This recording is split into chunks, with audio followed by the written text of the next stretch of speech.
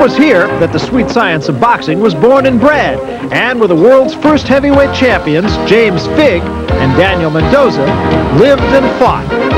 But for over a century, the heavyweight crown has eluded the British, though there have been some gallant attempts. In the 30s, Tommy Farr went 15 rounds with Joe Louis, the Brown Bomber, but in the end, Farr lost, and Louis kept his crown. In 1963, a future king, Cassius Clay, entered the ring against the then pride of the English, Henry Cooper. Cooper stunned the boxing world with this knockdown in the 4th round. But between rounds, Clay caught his breath when he changed an allegedly slit glove. In the 5th round, Cooper's luck changed, and the fight was stopped. In '66, they met again with the same results. The 70s brought Joe Bugner. This heavyweight faced the likes of Joe Frazier and Muhammad Ali. But with Bugner's string of losses, the fans in England had lost all hope. Until the arrival of this man, Frank Bruno, perhaps the most popular fighter this country has ever known. His devastating first-round knockout of Jerry Coetzee earned him tonight's shot at the long-sought-after heavyweight crown. In his way is terrible Tim Witherspoon. He's won the title twice and has every intention of taking it back home after tonight's battle. 1 year ago brought the music world Live Aid, but the big event tonight is World Championship Boxing.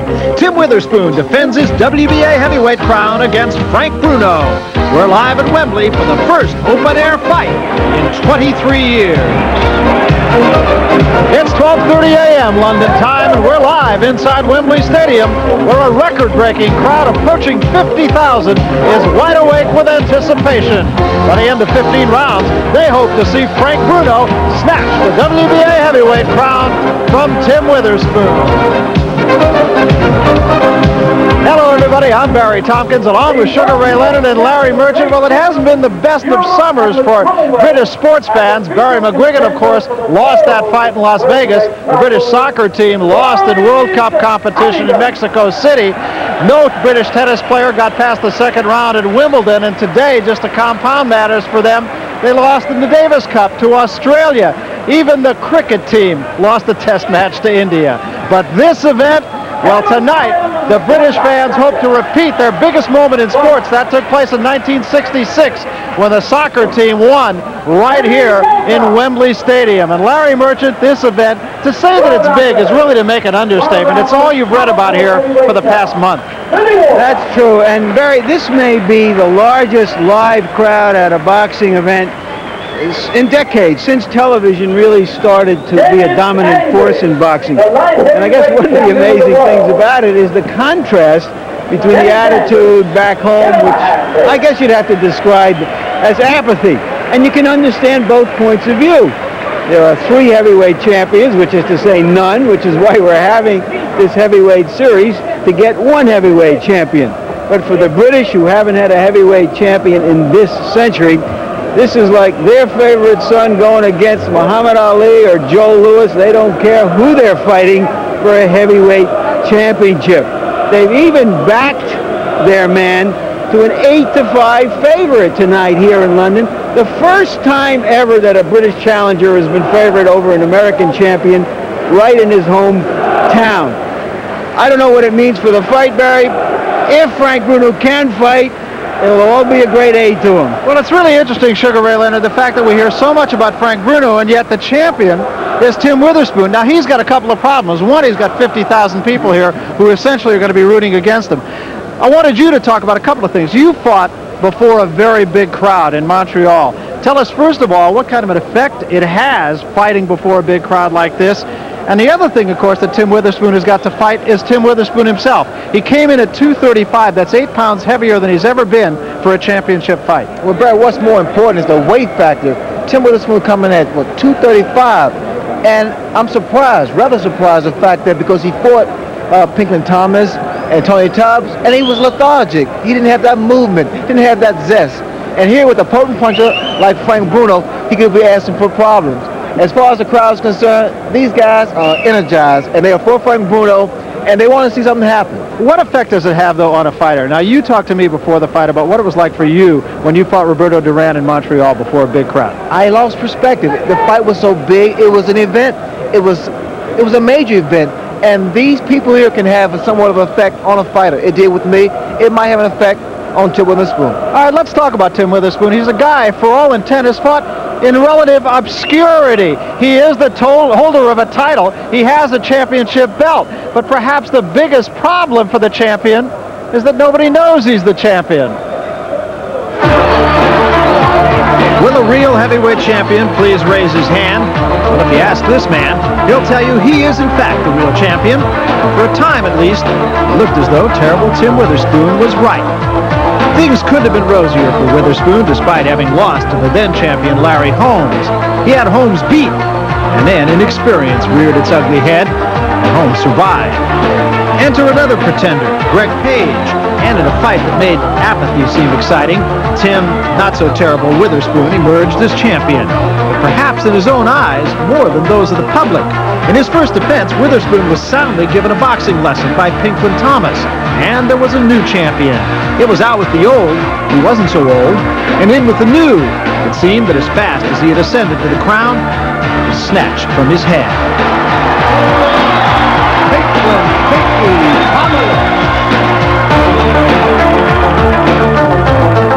But it was only temporary. In another dance of the giants in January of 1986, Witherspoon took back what he felt was his own as he defeated Tony Tubbs, aptly named, in another critically unacclaimed extravaganza in Atlanta. But the sweetness of the moment was to be short-lived. Traces of marijuana were found in Witherspoon's bloodstream after the fight with Tubbs.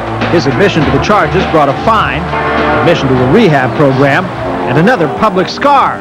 But the problems, he says, are a thing of the past. You know, everybody makes mistakes, but you got to learn in order to regain respect. I feel as though that I did something wrong, and it hurt a lot of children, hurt a lot of people, you know, because who knew that Tim Witherspoon was even involved with something like that? Now, you know, things that happen, you know, penalties and everything, it helped me out a hell of a lot. Tim Witherspoon does not have a drug problem. That's first. He made a foolish mistake, and he's paid and paid dearly for it. Not only via headlines, via embarrassment, family embarrassment, but also financially. And right now, he's happier. He understands the effects that these things can have on you. And he's put all that kind of stuff behind him, and he's going forward now. And I'm quite proud of him. In fact, very, very proud of him. And so the roadshow now comes to London. His troubles left packing at home, and his crown perched precariously once again. But it is perhaps as much the role of the champion to act the part as to be the part. And the Witherspoon arrival at Heathrow Airport was vintage hype.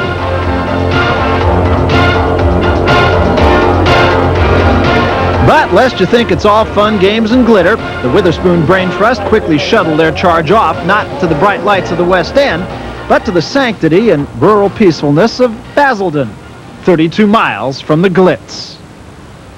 Against the promoter's wishes, I made a decision to make our camp atmosphere here in England the same as it was in the U.S. The promoters were giving me all of this. My father, Mickey Duff, Mike, everyone was telling me, you got to go into London, we need to sell tickets. I said, correction, you need to sell tickets. I'm going to take my world's champion out somewhere out of the bright light, somewhere where he can be quiet, comfortable, and not be bothered with the bright lights of a big city, and especially a city like London, a city that we very rarely visit. Well, the best laid plans. Personal chef, sparring partners, and peace and quiet lovers were foiled. If terrible Tim Witherspoon wouldn't come to the big city would come to Tim Witherspoon. En masse. And that meant TV, interview demands, crowds to be dealt with, performances to be put on. So much for sanctity. Hello, bravado. The carnival comes to the country.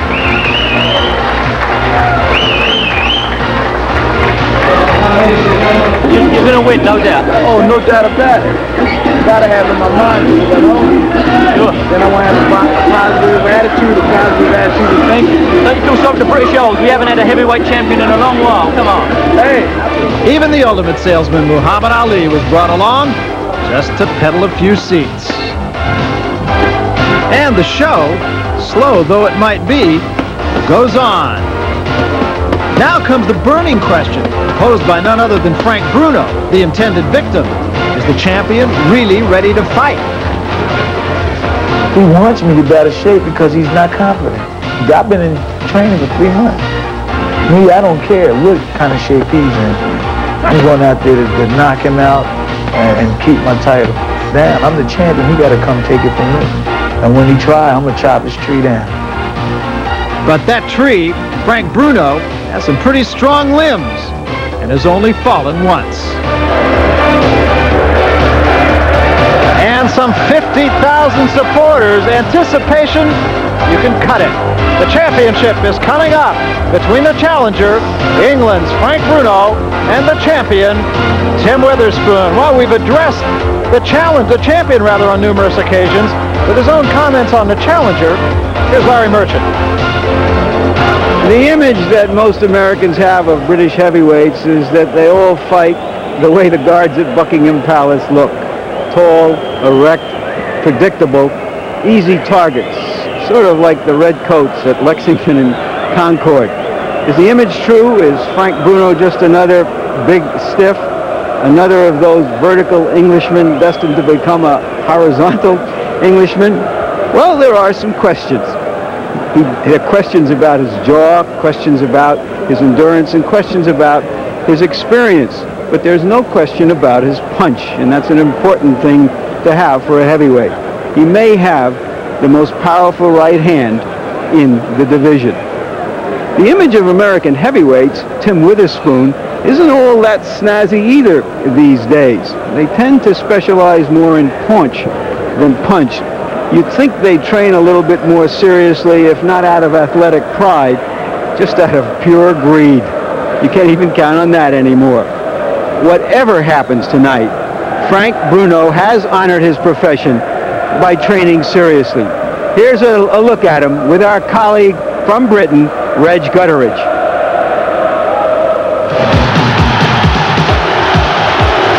His name is on the lips of most Britons these days. He stars in his own music video, been voted among the 10 best dressed in England, and has just released his autobiography and a top-selling record. For charity, he was a knockout as Juliet. Oh Romeo, oh Romeo, I haven't seen thee since the wane, oh Romeo. And through the magic of the telly, he had the power to make a boy's dream come true. And now, from beautiful Scotland, here's a letter from Hill of Beath in Fife. Dear Jim, please could you fix it for me to train with Frank Bruno, because I would like to be a boxer and I would like to find out what it is like. From Ryan. The hero is Frank Bruno, and his popularity has catapulted him to star status. He's adored throughout Great Britain. One big right hand, I think, came over and took Frank completely defensive. The lovable giant, however, remains very close to his humble beginnings. This is where it all began for Frank Bruno. It's the district of Wandsworth, just south of the River Thames, a sort of straight left from Big Ben or Buckingham Palace. His parents came from the West Indies. They were among the first immigrants to settle in this part of the world. And then he became, well, as cockney as steak and kidney pie. He weighed in at 9 pounds, became big and a little bit troublesome, but since those days, as they would say around here, he's turned out a bloody good chap and indeed a British hero.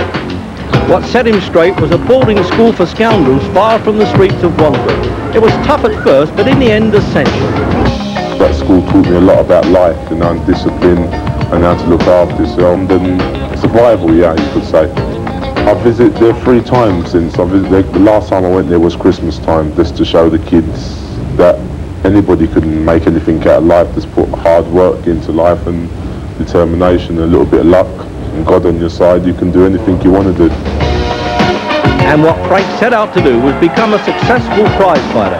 In his first 21 pro fights, he never reached a decision, ending the majority with very early knockouts, as was the case in March of '84 against Juan Figueroa. This first round knockout may have made it seem that Frank was unstoppable. Right hand puts his man down just under 1 minute from the start. And he doesn't look as though he's going to get up. Bruno Bruno's done it again. Others would argue that these easy wins set Frank up for his painful knockout by Bone Crusher Smith. After that devastating loss, many felt that they'd seen the last 10 rounds of Bruno's career, but not for Frank. Dear me, the end of the Bruno story by the look of this. He just got down to work. He didn't go and bury himself either way. He just went straight back to work. And there's not many heavyweights do that, are there? Usually when they've got a bad loss like that, then you find that they take a year out, or, you know, but Frank didn't, he just got back to work. Twice European champion Frenchman Lucien Rodriguez was Frank's fourth opponent after Bone Crusher. Bruno looked at this fight as an opportunity to tune up for his upcoming shot at the European Championship. But 34-year-old Rodriguez was out inside the first round. Frank Bruno barely broke a sweat.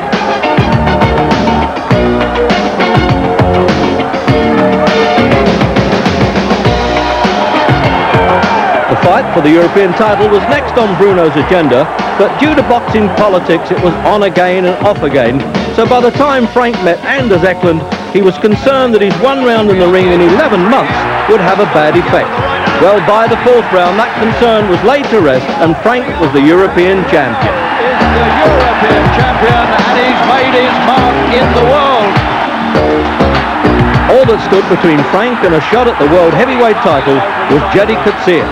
And he didn't stand very long. 1 minute 50 seconds into the first round, the fight was over and Bruno was on his way to making his dream come true and hopefully bring a world title to Britain. He'll never make it. He's out. And Bruno is on his way to a crack at the world title. You can hardly believe The Royal Oak Pub, and this is on the east side of London, and it's a tradition of British boxers that they train in gymnasiums above pubs. And this one is very special because with the Terry Lawless camp here, they have produced 4 recent world champions: Charlie Magri, Jim Watt, John H. Stracey and Morris Hope. And for Big Bruno, this is his sweatshop every day, and it's very serious business. For him, it's going to the office. For tonight's bout, this media hero has taken to training at the historic gym in obscurity, banning the press from his workouts. He's not taking any chances. Privacy means no distractions from his opponent, fans or reporters. If you stand here for one day and you count as much people walk up them stairs and all sorts of people walk up them stairs, I think you'll go mad and you'll get upset. You know, the press men will come in, they want to talk and have a smile, and you're supposed to be sparring, you know what I mean? You can't have all that, Reg, you know what I mean? For an important fight like this, I'm not knocking people, and I'm not chucking away people what are supporting me over these years, but Sid Witherspoon or Mr. Witherspoon or whatever you want to call him, he's one dangerous fighter, one good fighter, but I've waited 8 years for this, Reg, and I'm willing to go in there and die, but I'm going to beat him that night. Hook or by crook, I'm coming out with that belt. It's been a long and hard road for Frank Bruno. He's an honest and decent man. He's coped with the pressure of the media. He's coped with the pressure of stardom. He's even coped with the dodging the words of Tim Witherspoon. But nothing, absolutely nothing, has deterred him from the main thing, to become the first Briton to win the heavyweight championship this century. And it's all going to happen here. Know what I mean? All right, thank you, Reg Guttridge. Know What I Mean, incidentally, is the name of Bruno's book. And right now, he's hoping to write the final chapter as Frank Bruno, not quite yet in view of this crowd, but when he does get just a few more steps, the crowd is going to tell you everything you want to know about the popularity of this man.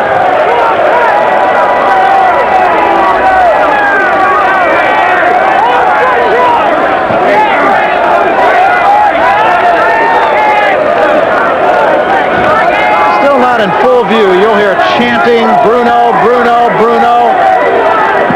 It's a long walk of about 2.5 minutes from the locker room to the ring.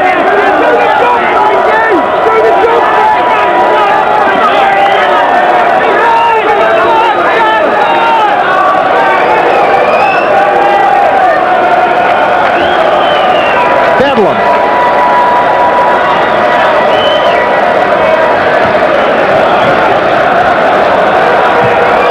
He says it's past his bedtime, but he looks very much awake. And Frank Bruno might have taken the best shots of the night, getting from his locker room into the ring. Here he is.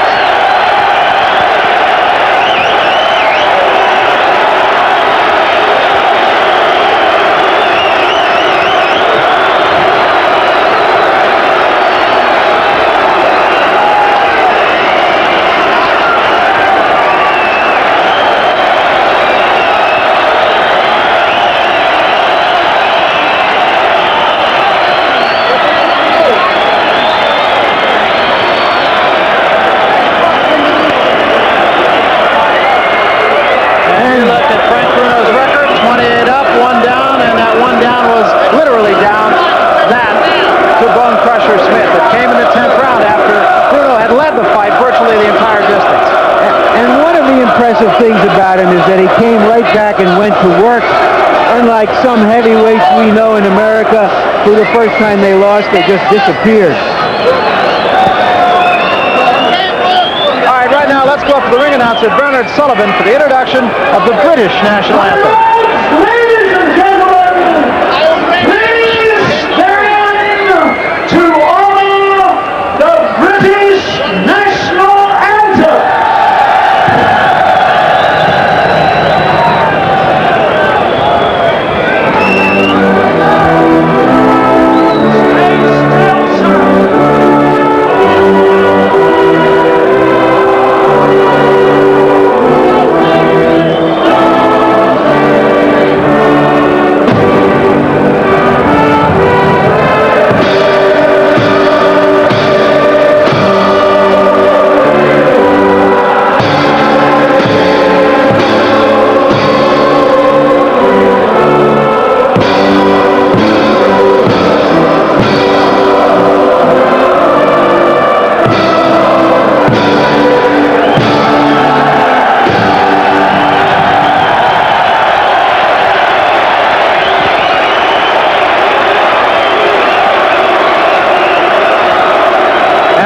Chant starts, Bruno, Bruno, Bruno. Ray, interesting point.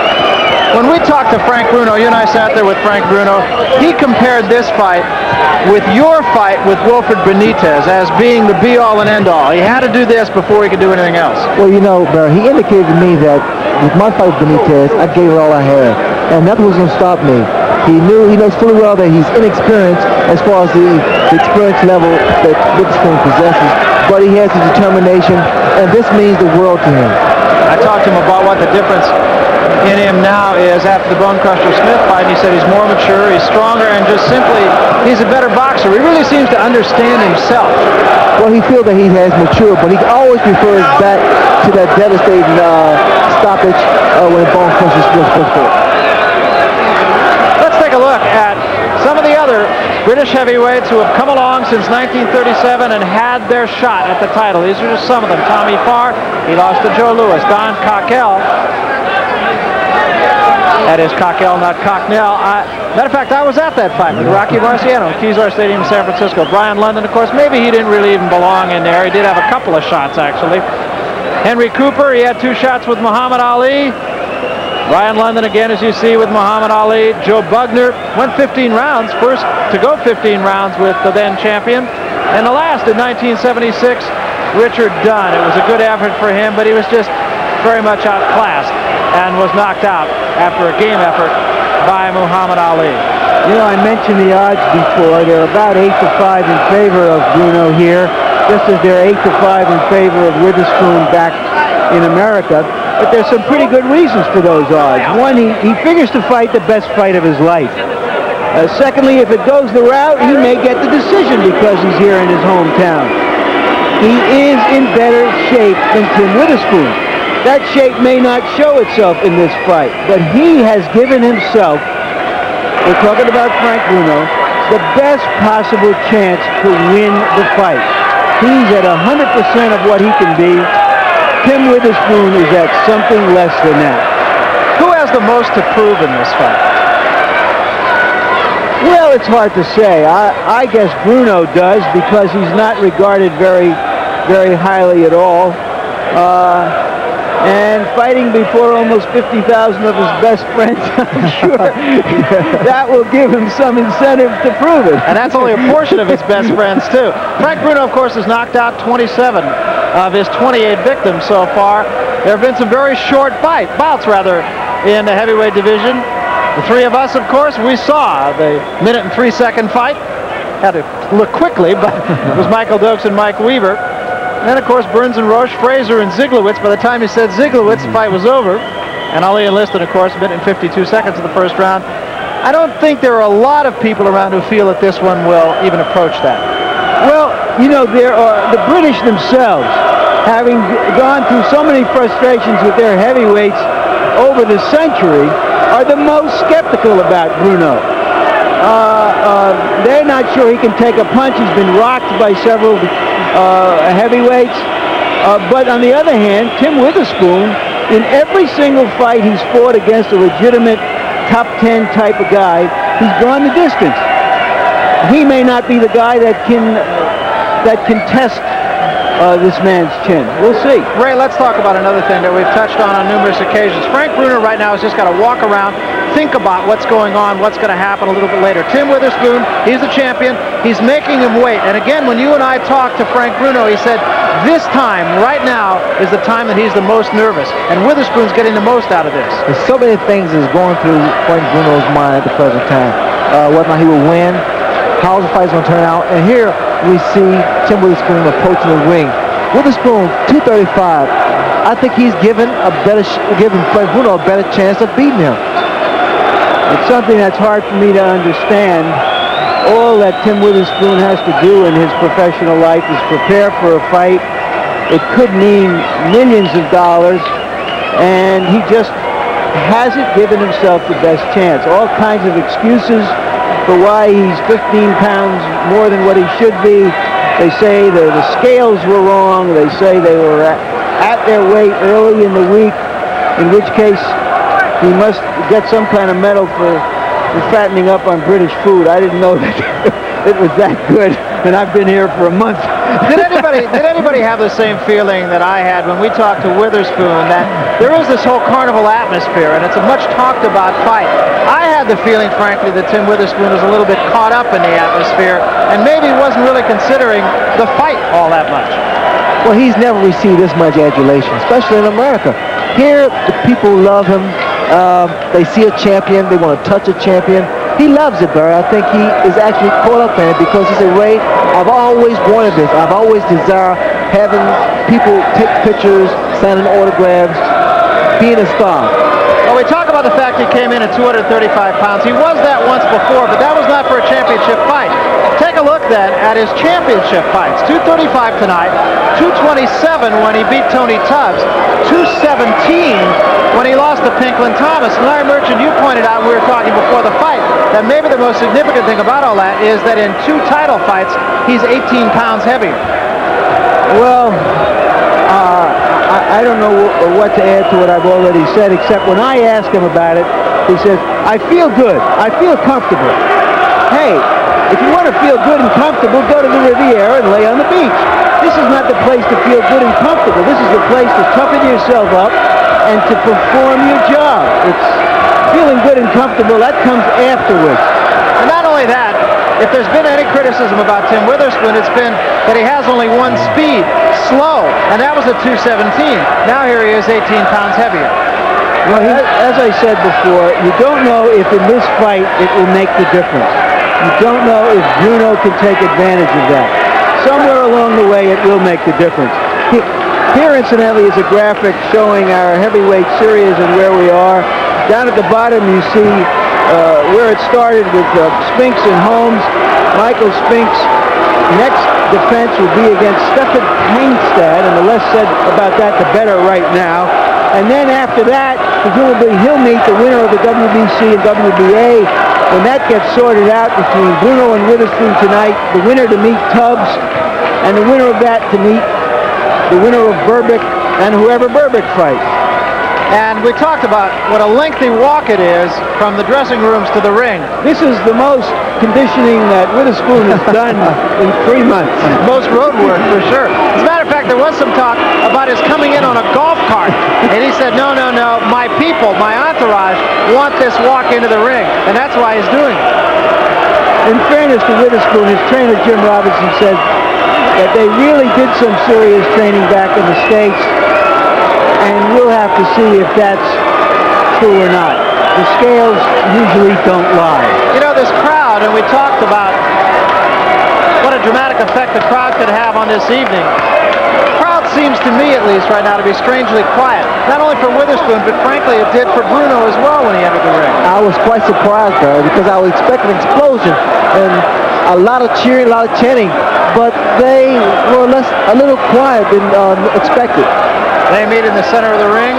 And there you see Tim Witherspoon's record, his 2 losses to Larry Holmes and Pinklin Thomas.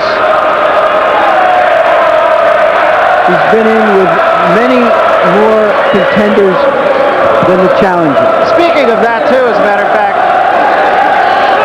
when we talked to Frank Bruno, Bruno said he Tim Witherspoon right after he fought Larry Holmes. Not so much so now.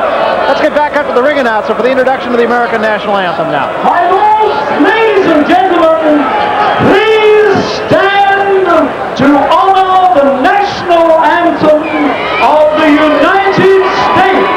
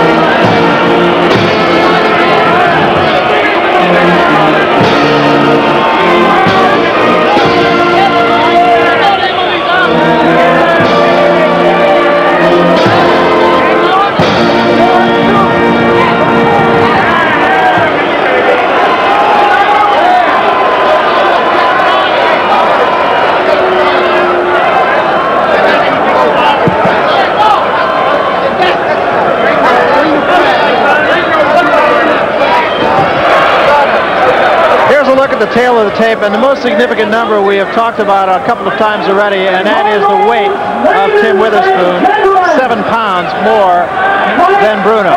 Let's hear the introductions.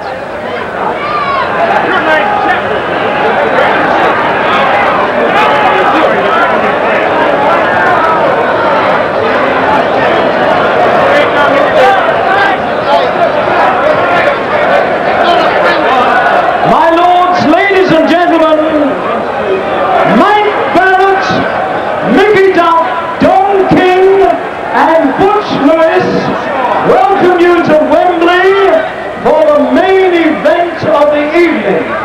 And this is a contest of 15 rounds, 3 minutes each round, to decide the heavyweight championship of the world. Presenting from Philadelphia, the champion, Tim Witherspoon.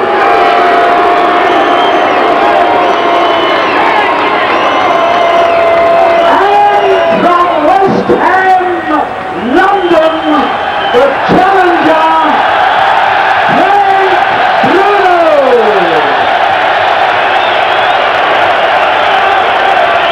Bruno is magnificently muscled, probably the best body on a heavyweight since Ken Norton.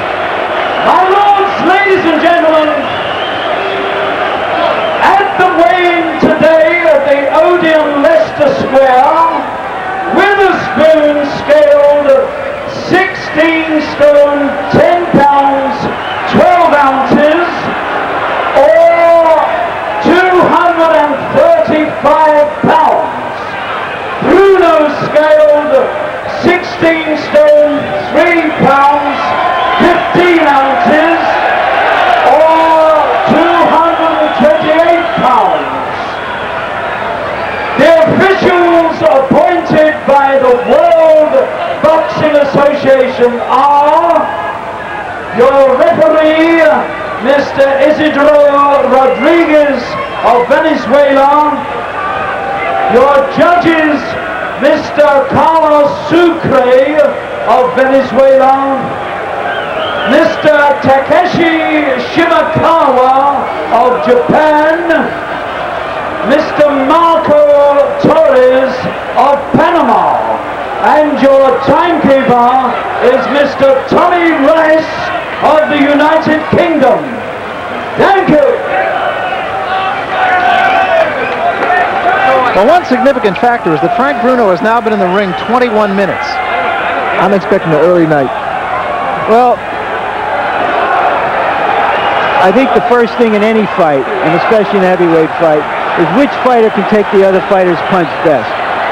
Bruno is the harder puncher, but Witherspoon is a very clever boxer as he moves in, and he's never been knocked down. So, in fact, even if Witherspoon isn't a devastating puncher, his punch landing on Bruno's jaw may be more devastating. Here's a look at the rules. 3 judges will score the fight, 10-point must system. 3 knockdown rule is in effect. The mandatory standing 8 count. You can be saved by the bell only in the final round, and the ring doctor, in this case, cannot stop the fight. So what's left then is the fight. I think that Bruno will try to establish his jab. He may feel that the longer the fight goes, the better off he is, given Witherspoon's weight. But Witherspoon knows how to go the distance. Witherspoon told us he was going to jump on him early, talk to him as much as he could, try to confuse him, try to hook him with the right hand as much as he can in the early rounds. Now we'll see if he does it. He's going to be more effective inside Witherspoon will, because he gets his punches in a lot sharper, a lot cleaner, whereas that Bruno relies upon getting that straight right hand in. Right. I think the key here is whether Bruno's left is meaningful. Round 1, there was the right hand right off the bat by Witherspoon. Well, Timmy Witherspoon claimed he's going to stay close to Bruno, not allow him to try to measure him with his jab. Here we see Witherspoon using his jab a lot more, trying to stay close to Bruno, not give Bruno that punching room he needs. If you notice, in all Bruno's knockouts, it's always been from the outside. He's never been able to stop an opponent with inside punching. Bruno uses his jab only to set up his right hand. It's not a particularly effective jab. It's a busy jab, but it's not a weapon. Witherspoon, being a former football player, he uses his shoulders very well, but I like what he does inside. He covers up, he blocks that chin. He comes across with a looping right hand. You'll notice after he lands a couple, he'll continue to do that until he works his man's body.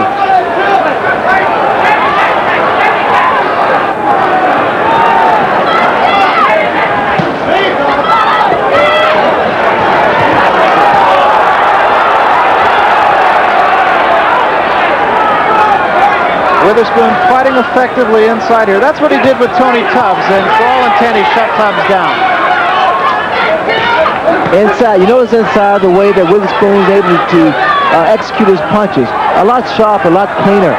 Whereas that Bruno, his punches are somewhat telegraphed because he can't get the leverage. That was the Bruno right hand to the top of the head. And you've said that he can do damage to the top of the head. I'm really impressed with the fact that Bruno was able to hurt a man by hitting him on the top of the head. He had so much power, so much physical strength. Bruno relies a great deal on his right hand.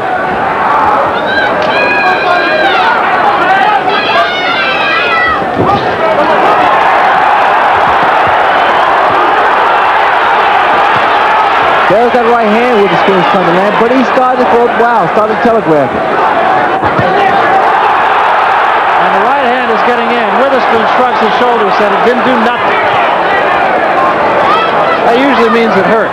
Bruno has improved through the course of his fighting because he keeps his hands higher, a little bit more mobility upstairs, more body movement, upper body movement.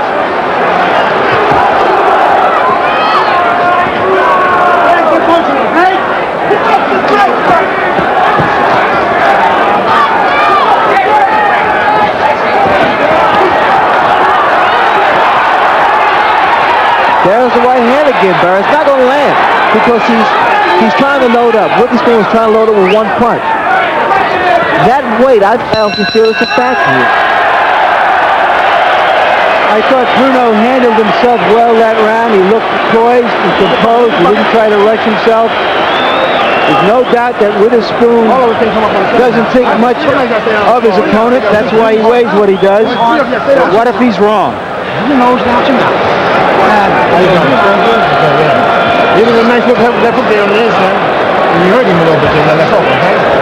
want to remind you that In the second round, we're going to eavesdrop on our British counterparts from ITV, and the man you heard talk about Frank Bruno, Reg Guthridge.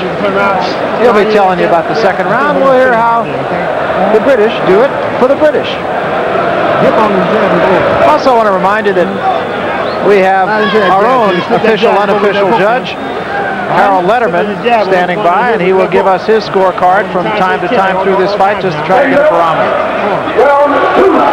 Let's listen to the ITV and Reg Guthridge. Into this second round then.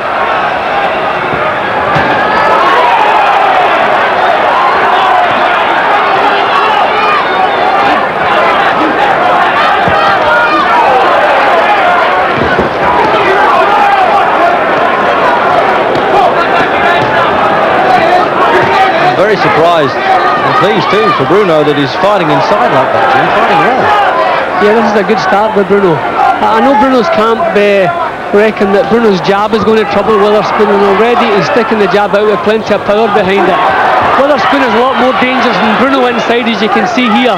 If Frank can keep it at long range, unload some of the bombs, we'll all get what we're hoping for.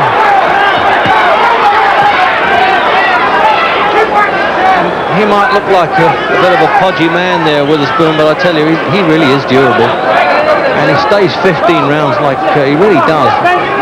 Marathon runner. But whether he's treated Bruno too lightly, we're now going to find out, because this is sharp stuff from Bruno. That quick win over Jerry Coetzee certainly has given him some marvellous confidence. But he's having to take some raps around the head nonetheless. It's not all going his way.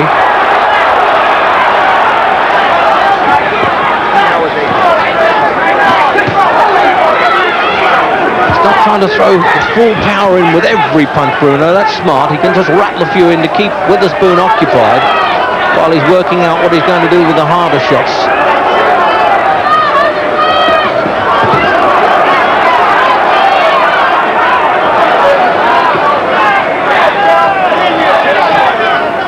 Bruno's manager, Terry Lawless, is always saying the opposition's space changes when they feel Bruno's left jab, Jim. Do you think that's happened or not here? I don't really think we can judge that, can we? Well, it certainly does. You have to remember that the big difference at this stage is that Witherspoon has been here before. This is the first time Bruno's boxed at this level. Now, Witherspoon knows he's good over the distance. He knows he has a good chin, so he's not in any hurry.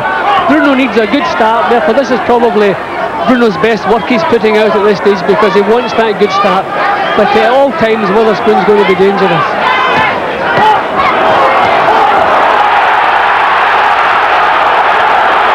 Crowd rising to that as Witherspoon kind of floundered across the ring a bit. He was caught off balance, but he was caught nonetheless.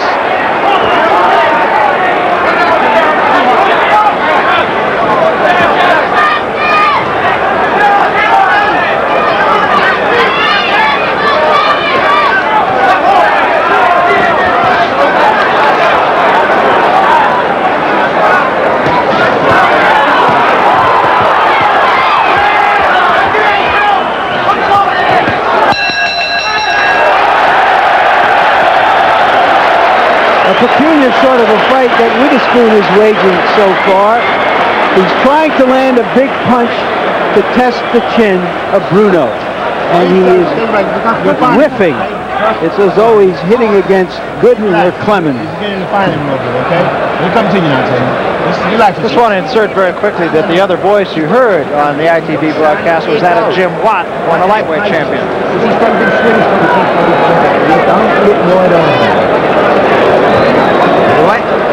Here's a replay. Bruno to our back.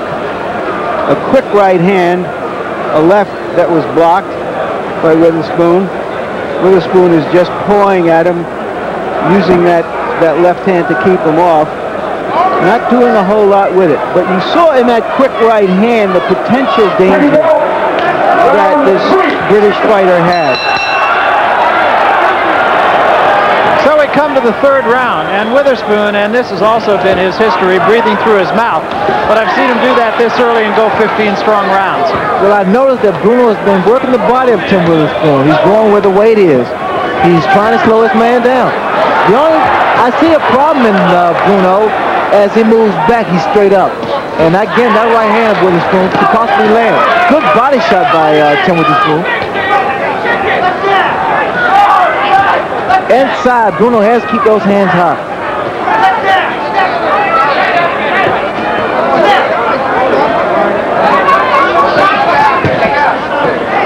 Tim Witherspoon, remember, has never been off his feet. Tim has better movement. I've seen him move a lot better, a lot quicker. Here he's relying on just strength and experience.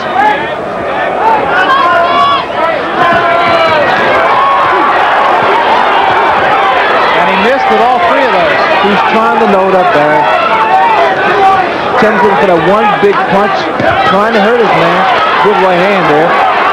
Trying to hurt his man, and then jump on top of it.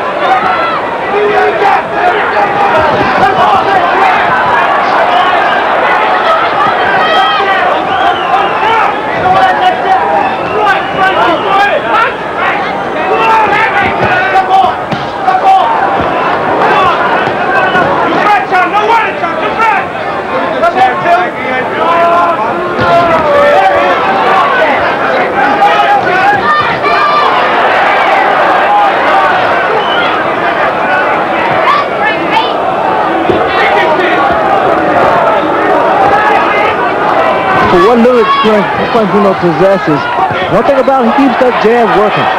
He keeps it in his man's face. And the cleaner shots coming from the fists of Frank Bruno. Now this is when Bruno has to be careful. You notice, every time he starts punching, Witherspoon retaliates.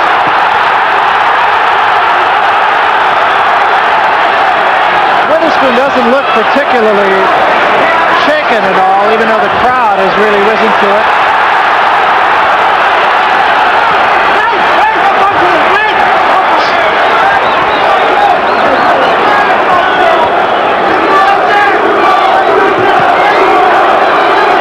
Those are some wicked body shots thrown by Witherspoon.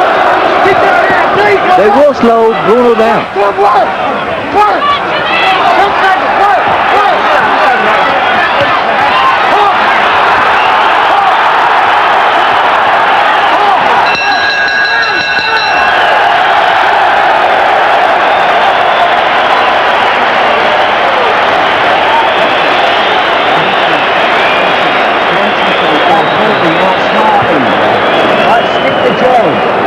Every time you find to stick the jab, you're stopping them.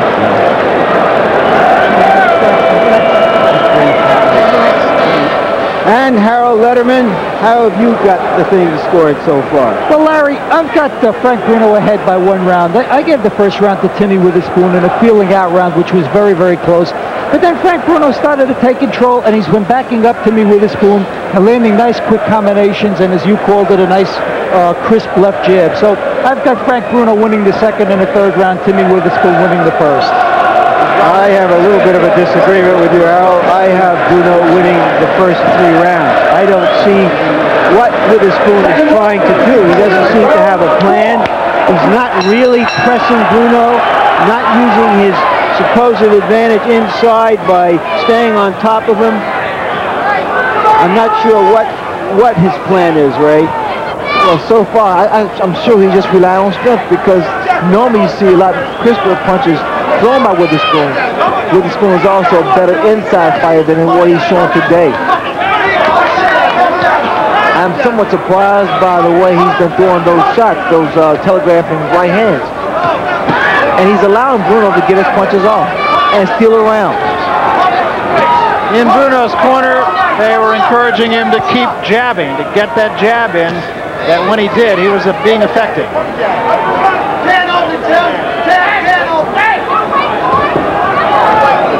Incidentally, we should point out that those of you used to watching HBO's coverage of boxing here might be used to seeing a few more close-up shots, a few more different angles, but we have not had the red carpet rolled out to us here. It seemed like Witherspoon was hurt for a second. A left hook. He does seem to be a little bit on wobbly legs here. He wobbled for a second there, Timmer. And he's still not too solid. Come on, baby! To conclude that thought, our ringside cameras have been ordered off the ring apron, so what you see is pretty much what we get. That was a short left hook thrown by Frank Bruno, and it seemed to have buckled the knees of Witherspoon.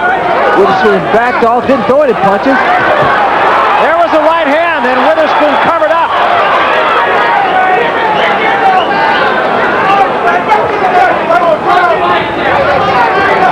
Bruno has knocked a lot of guys out by hitting him on the side of the head, on the forehead. And that shows how much power he possesses. He's keeping those hands up when Witherspoon counters with his left hook. Bruno is going to school here, and he's being a very good student at this point here. Good uppercut. You saw him set up Anders Ekberg for the knockout with an uppercut. Also, Witherspoon is starting to reach in with his punches. Hands are starting to drop. Good indication of fatigue. The weight did that was a good combination. Didn't do too much damage to Bruno. Bruno comes back with his own combination. And another uppercut. I was expecting Witherspoon to be effective inside, but Bruno seems to be doing a pretty good job here.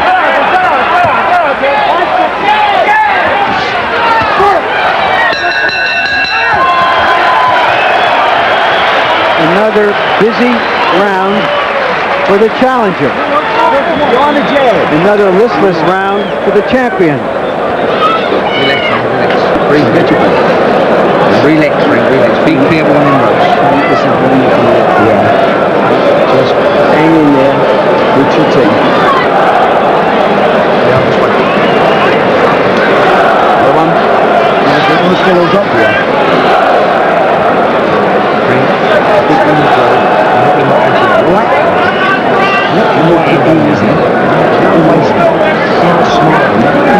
You don't want to do that, Bruno. Stick the jab. When he calls you on, that's what he wants you to do.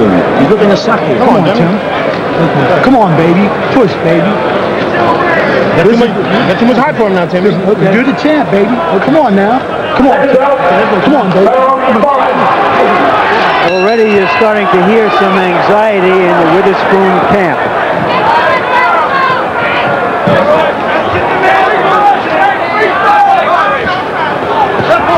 You have to wonder also whether or not Timmy's now starting to show more respect for Frank Bruno, and the anxieties that are in his corner.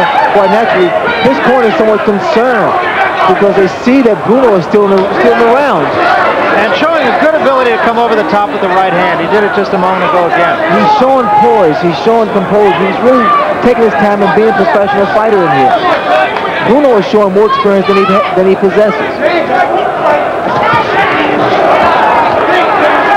You also have to wonder whether or not Bruno can maintain this tempo, this pace. Witherspoon can because of experience. He knows how to take a breather every now and then.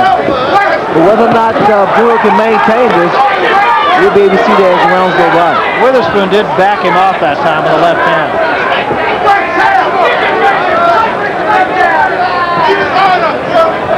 Bruno, remember, has not gone past 10 rounds. But Bruno is not wasting any energy, any punches. He's right in front of his man, and he just slipping and sliding. And throwing 3, 4, 5 punch combinations. Keeping that jab consistent. He's doing very what Witherspoon is allowing him to do.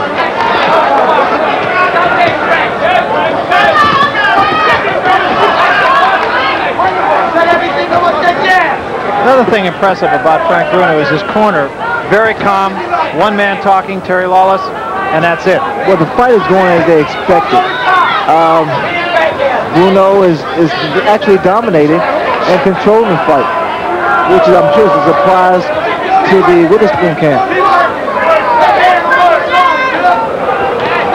And I have to say, a lot more about that weight. I think it's becoming a factor because Witherspoon is not getting his punches off with the snap.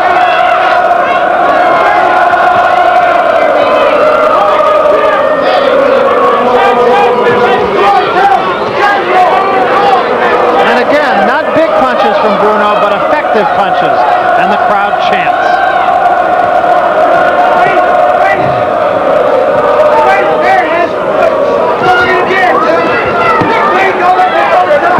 Witherspoon still drilling those shots to the body, trying to bring the hands of Bruno down.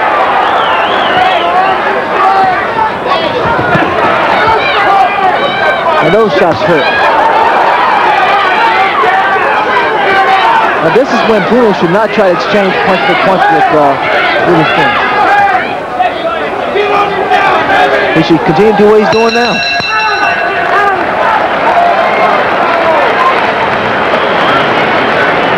Well, for the most part, Tim Witherspoon is floating like a butterball and stinging like rye crisp here. He's throwing a lot of stuff and punching the air more than his opponent.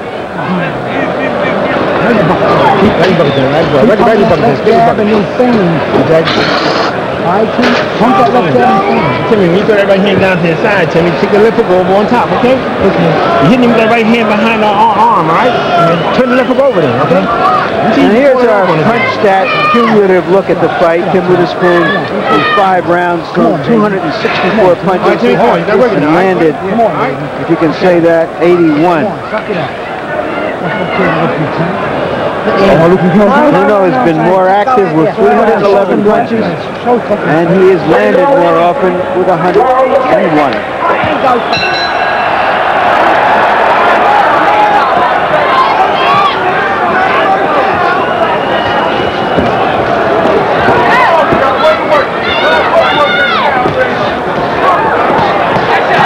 And now Bruno goes downstairs.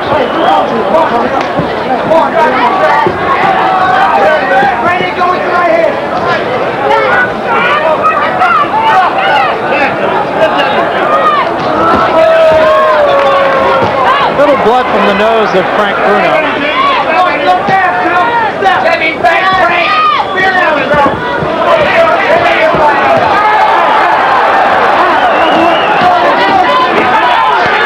And he's warned for holding.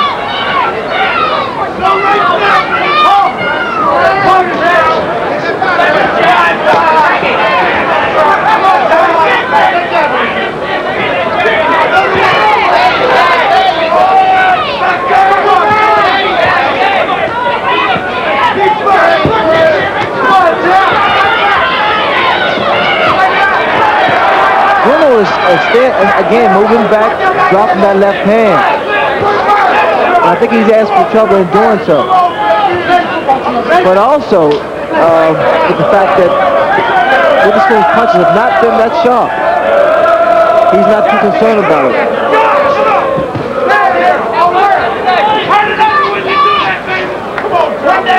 Neither man too sharp in this round, actually. It was 6. That was a right hand by Witherspoon. Another wild right hand. You see the combination thrown by Bruno was that Witherspoon relied upon one punch, just trying to load up too much.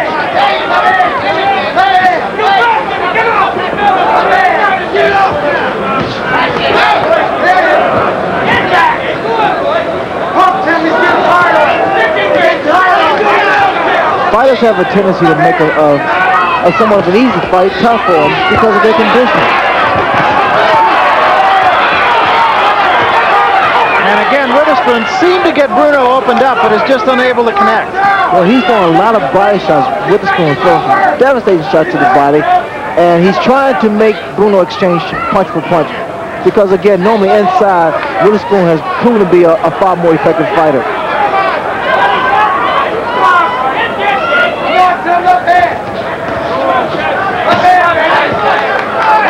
Bruno also, Ray, seems to throw almost a backhanded jab. We mentioned earlier, it's not really a weapon. It's just kind of bothersome.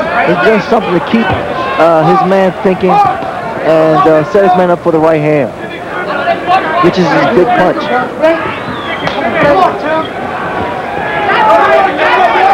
But Timmy is actually giving away rounds.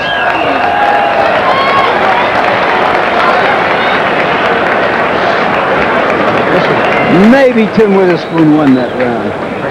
After a while, after one fighter wins all the rounds, you tend to look for reasons to give the other fighter the round, and so we'll give Witherspoon the benefit of the doubt there. And Harold Letterman, your card, and Explain, please. Well, Larry, I agree with you in the 6th round. I think Timmy Witherspoon pulled it out with his big right hands. As Ray said, Timmy Witherspoon tends to be loading up with the right hand. He's looking to take Frank Bruno out with one big right hand.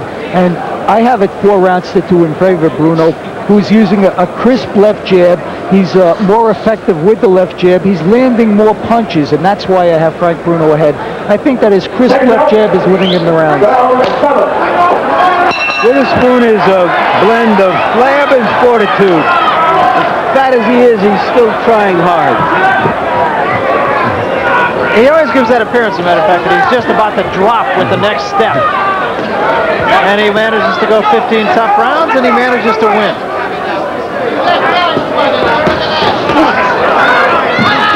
Good enough hook by Frank Bruno. It's quite impressive that this big man is doing combinations the way he's doing. He's executing his punches very well. What a wild, winging right hand by Witherspoon. That is not the Tim Witherspoon that I've seen in the past. You know, I stated earlier, Barry, that this weight is making the fight a lot easier for Frank Bruno. There's a little swelling under the left eye of Tim Witherspoon. Your punches, and with this kind of weight, additional poundage, your punches are not sharp. You don't get the same type of leverage either.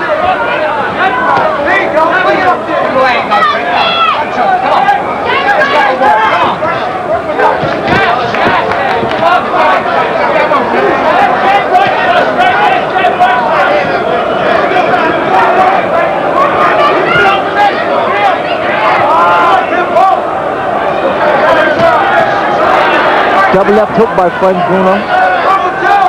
See much more of a lackadaisical Tim Witherspoon. Yeah, he's a fighter who, like Frank Bruno, his best weapon is his right hand, and it has not been very impressive tonight. There was a good right hand by Witherspoon. And again. And there's a left hand by Witherspoon. And another right, and Bruno backs up, and for the first time, appears to have been hurt. Well, Bruno now should not be here. He should not be there, rather. He's allowing Witherspoon to get off those big shots, those leaping right hands, and those left hooks. This is what Witherspoon waited for the whole time, for Bruno to stand toe-to-toe with him. Swelling under the left eye of Witherspoon, getting a little bit worse. Bruno took those shots very well. He seemed to wobble a little just a second. He needs to bring those hands up a little higher.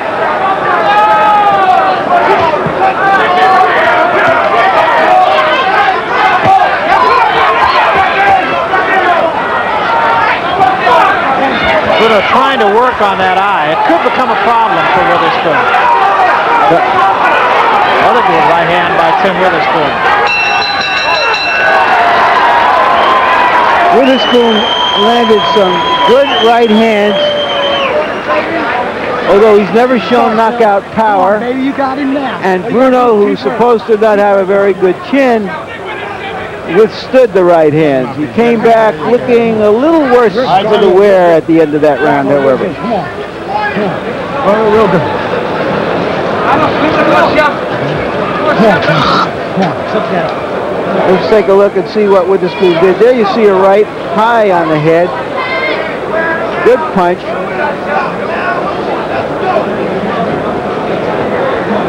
Working inside, head to head. Another good punch, but an arm punch. And that's principally why Witherspoon has never been a knockout puncher. He gets big sweeping punches like that. Arm punches.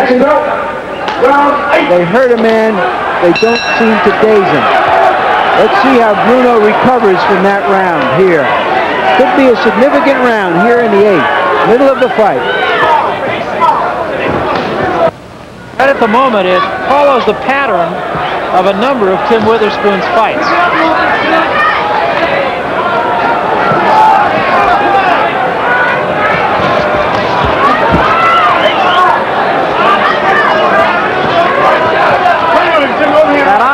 Witherspoon is not cut, but he's got a mouse under it. And it got appreciably worse as the 7th round went on.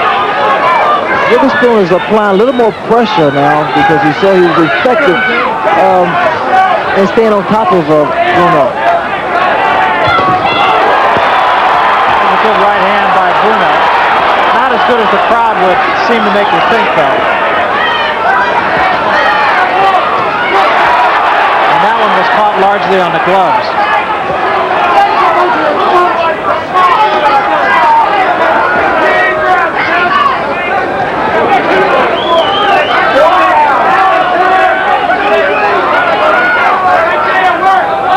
Witherspoon trying to get close to his man. Trying to make Bruno exchange punch for punch. Another good right hand by Witherspoon. This is with a second, however.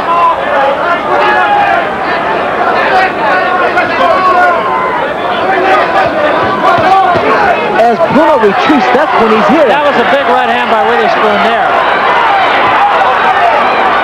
Witherspoon seems to be able to score with one effective punch, but just has not been able to double up. You'll notice, Barry, every time that Bruno throws those beautiful combinations, he backs away, and Witherspoon connects.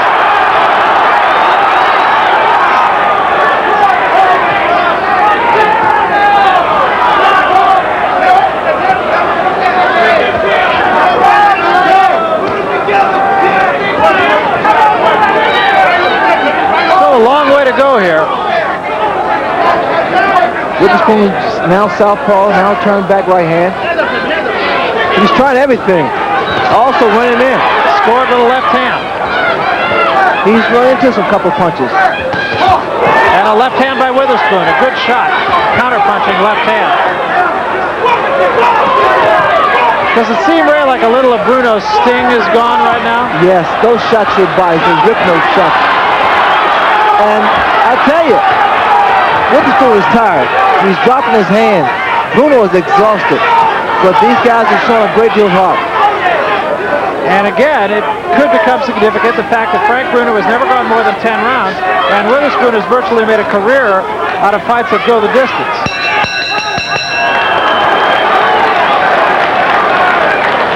That's a grueling round, and I think you hit it right, Barry. A question of stamina, endurance will tell from here on. Right. Whether Bruno's superior condition can overcome his experience. So you can go to the 6 next year. If you go and go, there you see our punch stat, number of punches thrown and landed. Going through 8 rounds. Just really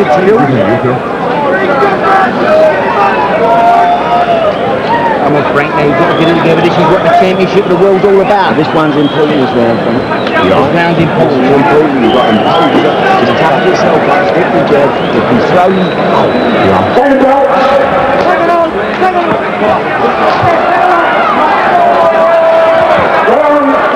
This is becoming a fight now, Ray. One thing about it, Bruno, I'm really impressed with him because he does not have the experience to go 15 rounds. Yet he's conditioned for 15 rounds. He came off his stool with so much enthusiasm. And Witherspoon knows that he's in for a tough fight here.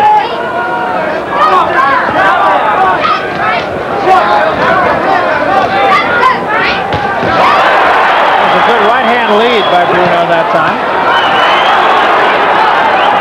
Both men working the body.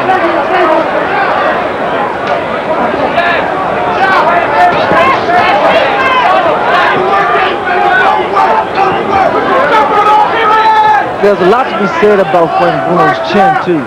That was a big question mark, whether or not he could take the punching power of Witherspoon. You know, the other thing that strikes me, Ray, and we mentioned it a little bit earlier during the entrances to the ring, and there was a good combination by Witherspoon, is that this crowd, which I really thought would be a factor in Bruno's corner, doesn't seem to be a factor at all in the fight. It's very quiet. They just enjoying the fight, but I was expecting the crowd to go bananas for Frank Bruno.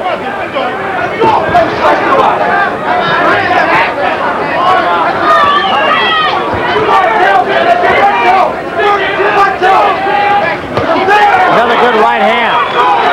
Tim Witherspoon. That was a solid right hand by Witherspoon. And Bruno still standing. And a left hand behind it, and that backs up Frank Bruno. Now Bruno turns Witherspoon around, gets him on the ropes, and hammers to the body. I don't believe Witherspoon was hurt by any of that. He was disturbed by something. He looked over at the referee for a second.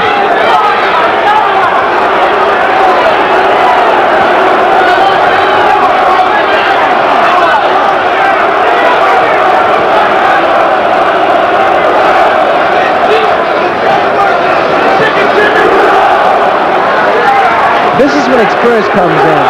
You notice that Witherspoon is tying this man up, then he comes back with his own combination. Both men have shown a very good ability to come back after taking a good shot.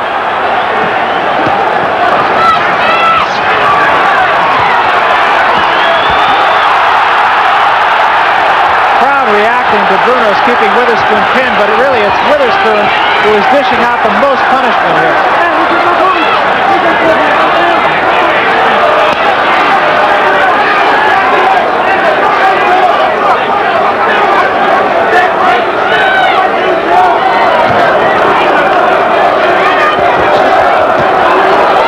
By Witherspoon.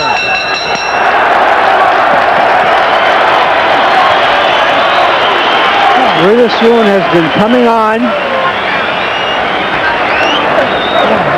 We said earlier that Bruno would be energized by this crowd. He'll need it for the remainder of this fight. The other guy. And Tim hit him with a nice one, too. Settle down. Harold, how do you have it through 9 rounds? Well, Larry, basically I agree with you. I think Timmy's come on to grab the last 4 rounds and to take the lead 5 rounds to 4. Timmy's landing the big punches, the big right hands. I thought Frank was doing his best when he was staying in the middle of the ring and using that crisp left jab. But now Timmy's getting inside, wearing him down with that big right hand. You and I are still 1 round apart. I haven't scored the first round for Bruno against Witherspoon, so I have it 5-4 for Bruno. This is the 10th round.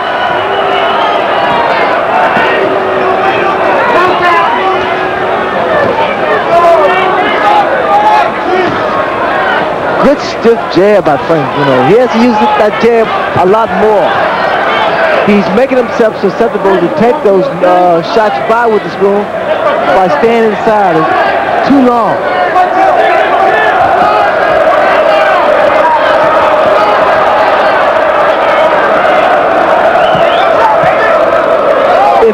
If he decides to stay close, he needs to keep that chin tucked in. It's difficult to hit a man with those kind of shots thrown by Witherspoon when you're very close to him. It's when you move away, it's when he connects. The fact is, Witherspoon has hit the heavier shots in the last 4 rounds, but has been unable to really double up with them. And Bruno does not seem to pack the power that he had in the early rounds.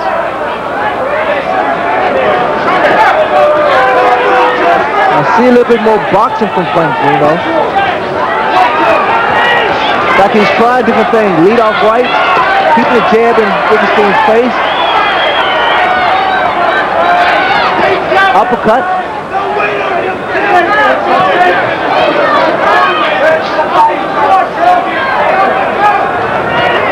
And Witherspoon should not be blowing his nose, especially when there is a swelling over the eye. Because what happens, the eye swells up.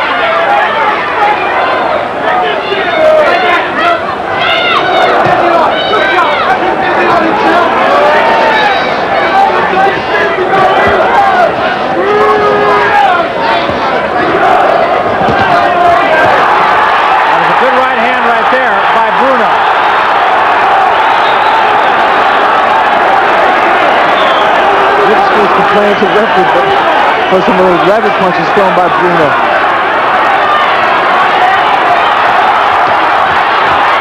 And Witherspoon fighting back, but fighting back very wildly, very much out of control.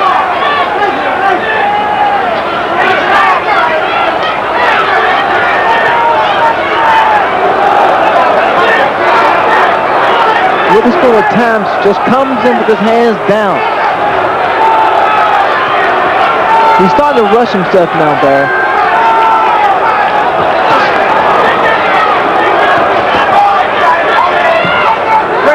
The Bruno jab, rather, when he uses it, seems to be pretty effective, at least in keeping Witherspoon off of him.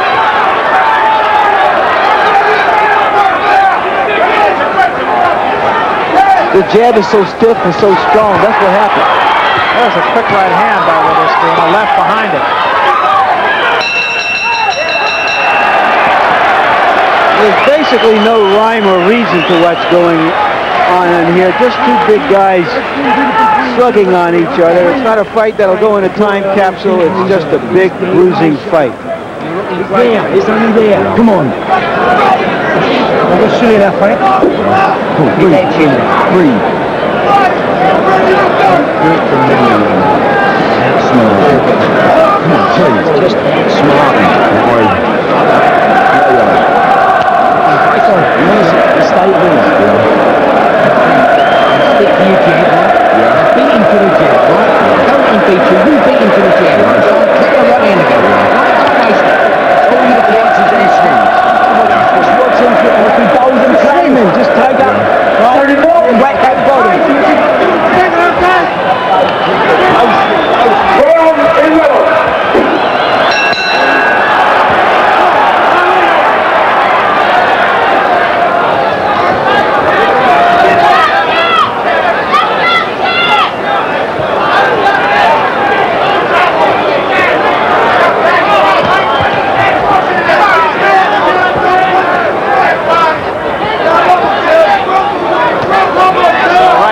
Frank Bruno has gone farther than he's ever gone before.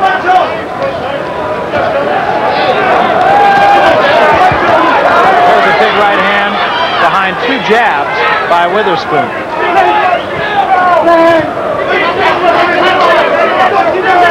One thing I've noticed in Frank Bruno is that when he fought Bone Crusher Smith, he was hurt and never covered up. Just kept his hands down. Here, he covers up.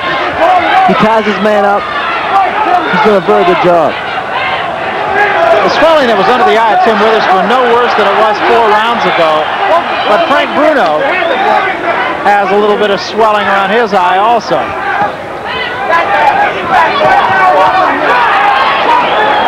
More around his right eye. Again, it doesn't really appear to be any kind of a problem right now. What can prove the effective for Frank Bruno? You notice here, he throws combination. All he has to do, as he back away, all he has to do is keep his hands high. And he won't be hit by those shots.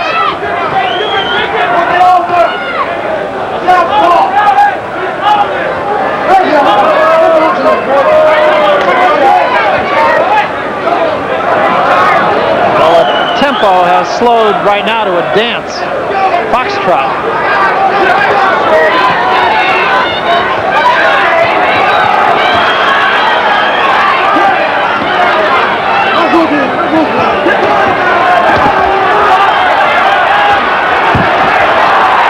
That was a good left hand, and Witherspoon for just a moment buckled. It seems as though the face of Frank Bruno is swollen. The jaw.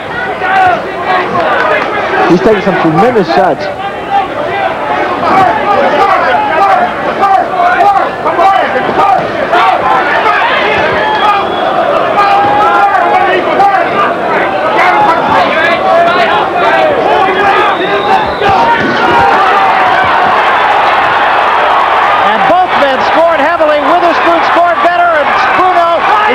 Trouble here.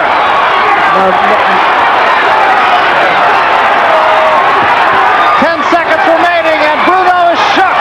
And Bruno against the ropes in the corner is down.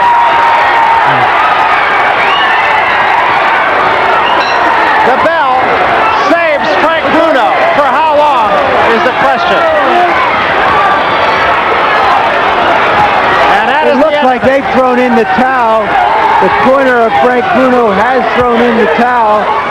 I don't know if that's an official end to the fight or not, but they have thrown in the towel. And the fight appears to be over.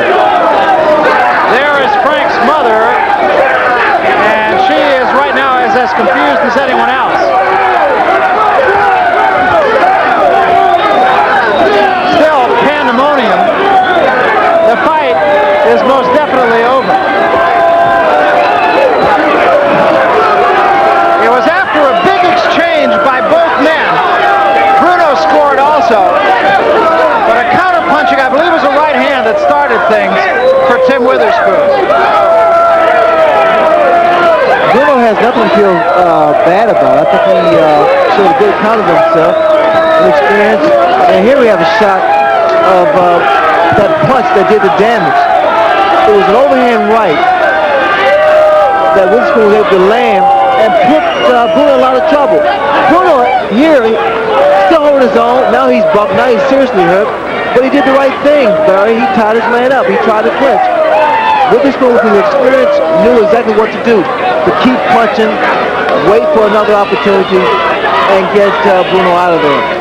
At this point now, Bruno does not have the staying power, nor the experience to deal with Tim Witherspoon. And at that point, he was all but out. Time was ticking down at the end of the round, but here you can see he's out on his feet. Took quite a lot of punishment there. Well, I think the referee should have been in there a lot sooner also. And he stepped in there, but he didn't step in to stop the fight. He stepped in because the round had ended. And here we have another shot, overhand right. Bruno came back with the shot, but by then, he was already hurt. Those right hands came behind a strong right hand by Frank Bruno. Bruno was the one that scored to start things. Witherspoon came back with a right hand, back with another one, had the left behind that, and by that time was all over. It was a tougher fight for Tim Witherspoon. I think the weight was a factor. I'm curious to see what he has to say about it. All right, well, we're going to find out what Tim Witherspoon has to say about it. He's with Larry Merchant right now. All right, Tim Witherspoon, you tell us about the end. Did you sense him weakening in the last few rounds? No, he was strong. He was strong and determined, young, determined. Just that I'm the great champion I'm supposed to be. Hung in there hard and wanted to pull it off. That's right. Did he ever hurt you in this fight? Yes, he did. I'm not going to lie, or else I wouldn't be a real champion. He hurt me. That's because he's a good fighter, good contender. Right. Did he hurt you badly, and when? He hurt me more than anybody else because he's a good fighter, and I respect him. But I knew I was going to get him in the long run. I'm a great champion, Larry. Right. You started very, very slowly. Did you think that stamina would be more of a problem for him than you because he's never gone very far in fights? Well, to tell you the truth, I didn't care about stamina. I trained hard. Henrietta King really pushed to get me in shape. She gave me everything I needed, and I love her. If you trained hard, why did you come in at your weight? Well, Bruno, good fight, Bruno. Well, 1 minute. Well, I really, all week. All right, he wants to talk to Frank Bruno. They're exchanging good show, Bruno. Good show. Post-fight commiserations and congratulations. Well, all week I was weighing in at 225, and I don't understand it. The weight came in 235, but I weighed in at around about 228 after the weigh-in today, so I think it was tampering with the scale. I was light. You thought that the scales were wrong at the fight? I feel that way. All week I was weighing in at 225, now all of a sudden I'm weighing in at 235. You haven't knocked many guys out. A lot of people are going to say you just knocked out another of those Englishmen who can't stay upright very long. He could fight. I could punch, and I took him out faster than Bone Crusher anybody, so I respect the man. I'm just a great fighter. Thank you, Tim Witherspoon. Thank you. Now back to ringside. All right, thanks very much, Larry, and a gracious winner in Tim Witherspoon. Right now, let's get the official decision, and then we'll have a little bit more to say about this fight. Let's go up to Bernard Sullivan for the official verdict. My lords, ladies and gentlemen, Frank Bruno, having failed to make the count, the winner and still heavyweight champion of the world is Tim Witherspoon.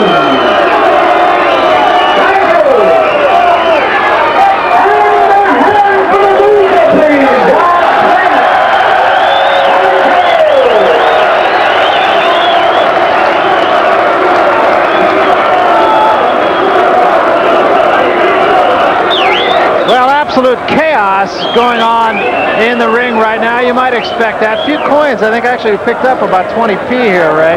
20 pence, that is, just so people at home know what that's all about. I do think that you really have to give Tim Witherspoon some credit. We talked about the fact he came in heavy. Yes, he did. He breathed through his mouth from the second round on. I've seen him do that before. It was a courageous effort, and I think you might have to start to look at him as really a bona fide champion. Well, Tim Witherspoon is a bona fide champion, but I think he can make fights a lot easier for himself if he conditions himself, disciplines himself a little better. He claimed about tampering the scales. That could possibly be true. No one knows truly what happened. But I think that he could have been in better shape, and it could have made this fight a lot easier for him. Did he just beat another fighter tonight? What do you think of Frank Bruno? I think that Tim Witherspoon beat a contender. He beat a guy that was determined to win. I mean, quite naturally, Bruno didn't have the experience, but he had a lot of heart, and he had those physical attributes, that power, and he displayed that tonight. Is he a guy who can knock out people on a regular basis? He hasn't shown that until tonight. And even tonight, he really did look a little bit wild and maybe even a little bit sloppy. Well, tonight, he showed he was going to school, and he was a good student. I think he learned a great deal, Bruno did, and a great deal in this fight. I think this fight, if anything, is going to help him out in his career. Bottom line, of course, for Tim Witherspoon is he won. It doesn't matter if you knock the man out, if you go 15 rounds, if it's a split decision, a majority decision, he won the fight. That's the bottom line. Well, that's what counts. And in fact, it goes in the book as a win. And I'm sure Witherspoon is going to check this fight out, review the tape, and get back in the gym. Now he's got to go back and face Tony Tubbs again. He's already beaten Tony Tubbs once. Is it difficult to get yourself motivated to get back in there against a guy who you have to feel you can beat again relatively easily, as you did the first time? Well, I think we'll see a different Tony Tubbs. And this experience here with all these people and being basically for Frank Bruno, this is a learning process here. All right, a final word then from Larry Merchant. Larry? At the end of the day, as the British say, what they still do best is pomp and circumstance, royal pomp and circumstance. A great royal show. We're supposed to have a big royal wedding here in another week between Andrew and his Sarah, and that is indeed what the British do better than everyone else. What Americans do better than everyone else is have heavyweight champions, no matter how many of them we have to prove it. There's a couple of things I'd like to say about Tim Witherspoon. That fight tonight was not the greatest heavyweight fight we've seen. There were times I thought, well, if Sarah and her man never have a more bitter argument than they're having in here, they'll have a very successful marriage. Tim Witherspoon wasn't in the great shape, and tonight it didn't prove to be the difference in the fight. But he has to understand two things. That one, that what the public wants in a heavyweight champion especially is someone who can dominate his opponent. Dominate him with force, hopefully, but with foot speed or personality or any other way if that doesn't work. And secondly, they want a heavyweight champion to look like a heavyweight champion, to carry himself like a heavyweight champion. Because if he doesn't get in shape, if he doesn't care enough about his own profession and title to look like a champion, people are going to say, why should I care about him? That's something Tim Witherspoon is going to have to keep in mind for the next time we see him, which will be against Tony Tubbs. Ray and Barry? Okay, thanks, Larry Merchant. And let's take a look then at our path to unify the heavyweight championship. And as Larry Merchant mentioned, we've already talked about the next opponent for Tim Witherspoon will be Tony Tubbs. What about the others in that competition? Well, let's take a look at the road to the championships, and here it is. It'll be Witherspoon Tubbs. Trevor Berbick will have to fight somebody. Who knows who that might be? Spinks and Tankstead, well, that's a fight that you have to think Michael Spinks is just going to walk through. Tankstead, incidentally, he's the European champion. Witherspoon Tubbs, it's happened once before. There's no reason to think that the results wouldn't be exactly the same. The last time the two of them fought, Tim Witherspoon just said Tony Tubbs wasn't very tough. Just that simple. Well, I think it's going to see a different Tony Tubbs, a more conditioned Tony Tubbs, and this should be a lesson to all the heavyweights get in shape. All right, what your final comments then about Tim Witherspoon? Bona fide champion amongst the three champions now. Where does he stand? Well, I think Timmy stands up there with the rest of the guys. But you know, Bert, this was a lesson to Tim Witherspoon. First of all, I think he did get caught up in the the acceptance and the hoopla and the adulations, because he did state the fact that he's enjoying this, the autograph, the cameras and what have you, and it's something that he's always desired. He's getting it here, and it's more down the road, but he has to prove himself a lot better. There's a bottom line about Tim Witherspoon, too, and Frank Bruno for that matter. Both good guys. I know that doesn't win fights, but Tim Witherspoon's a good guy, worthy to be a champion. I think he's always said he's a guy who's got a cloud following him around. Well, tonight, if you will, was a sunny day for Tim Witherspoon. We want to remind you to